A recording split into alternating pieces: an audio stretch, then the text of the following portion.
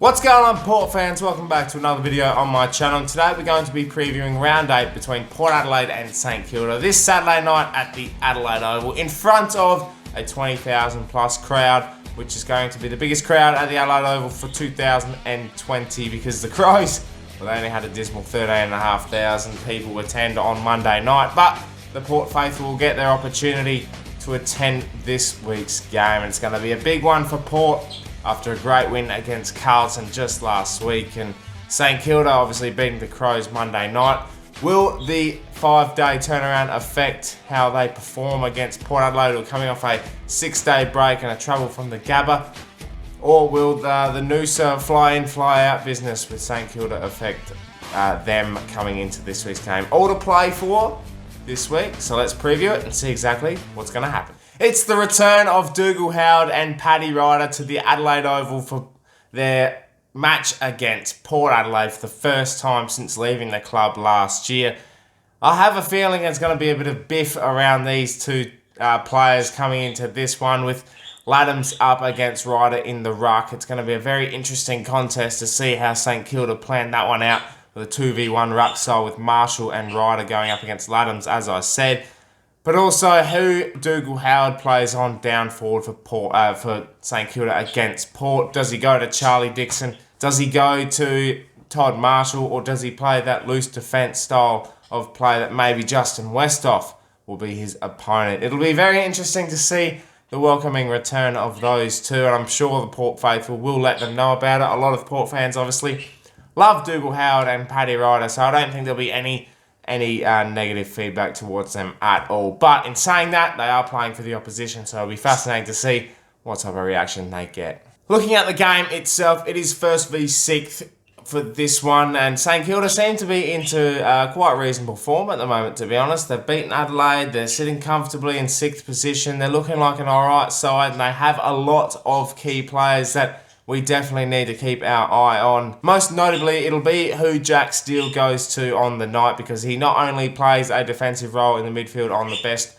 midfielder in the opposition side, he also makes himself useful by punishing the opposition as well in the midfield. And we saw that against the Crows on Monday night. He seems to be a very attacking player when he does have the footy, but he's very defensive when the opposition has it. So it'll be interesting to see how both teams sort of work around how he plays, but I'm sure he'll go to Travis Boak, because Boakey's in some pretty good form at the moment. He might not be getting the 20 plus disposals, but he's certainly making use of every single possession he gets. Another 16 last week, has kicked the first 2 goals of the last 2 games, so he makes an impact early on and seems to work his way into the game really, really nicely. The best part about this week, though, will be the return of Port Adelaide to the Adelaide Oval. We haven't been back to the Portress since the showdown in round 2, and it's going to be a welcoming return for the team, especially in front of the faithful, with a big crowd. Well,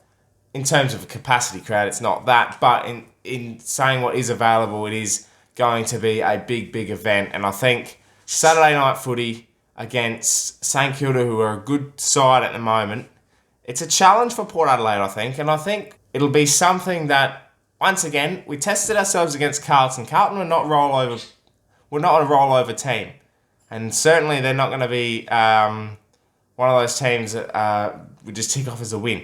It wasn't that, and that's the same with St Kilda this week. They're in the 8.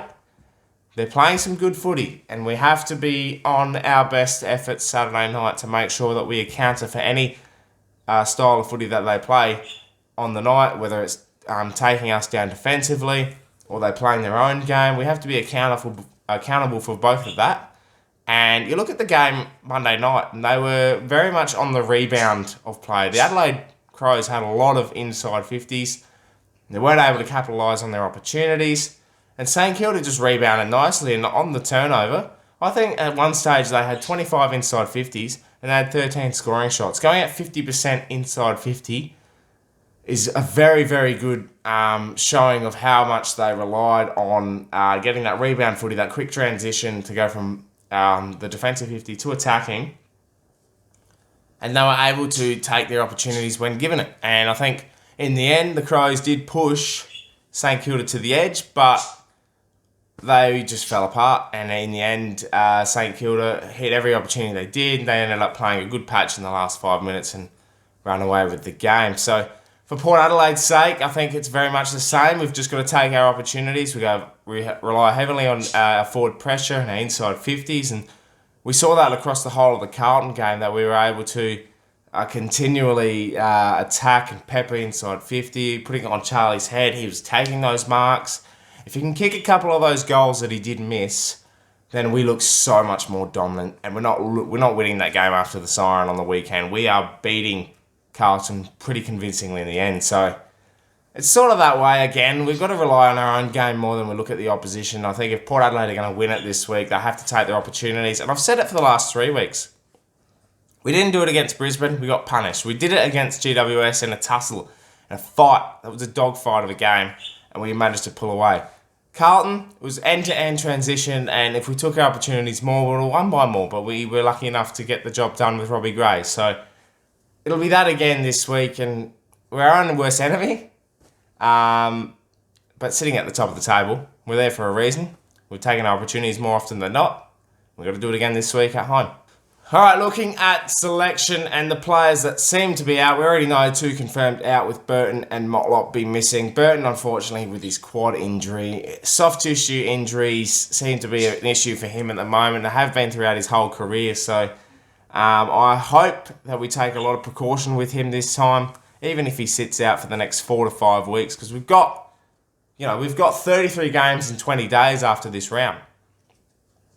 No one is playing every single game. I can guarantee you, maybe your core players like your Boak, Dixon, Jonas, a couple of others, maybe your youngsters will be able to push through that tough period, but you're not going to get through that unscathed, and if you do, you're very, very lucky and probably in a better position than what you're going into. So for someone like Burton, you're definitely not playing him in any of that period. You're going to put him on the sidelines, put him on ice for 4 to 5 weeks and make sure his body is right for the back end of the season. As for Motlop, ankle injury, that's unfortunate for him. So you look at the replacements, and I think you'll see that Ebert is a definite in.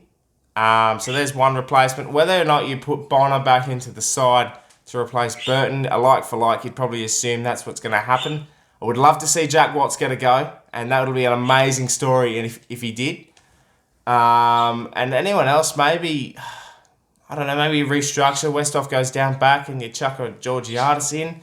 And if Rosie doesn't come up, then maybe a Miles Bergman.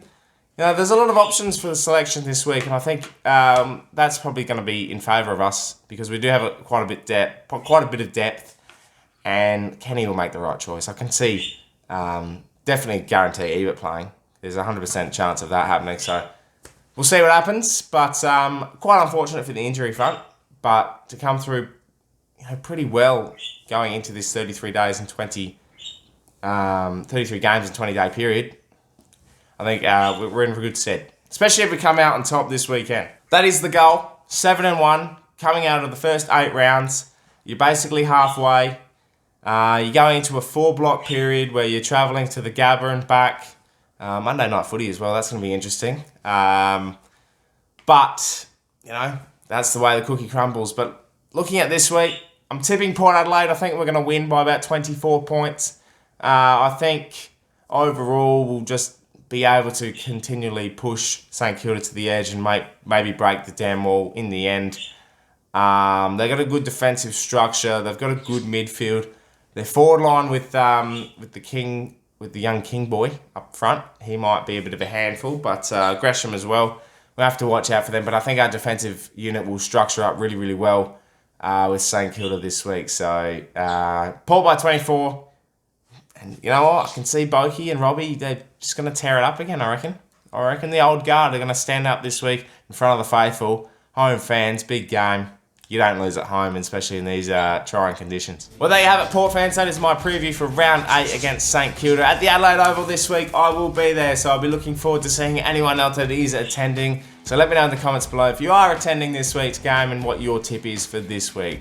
Make sure you subscribe to the channel if you're new for plenty more Port Adelaide and AFL content coming your way throughout the season. My name is Anthony, and as always, ThePear.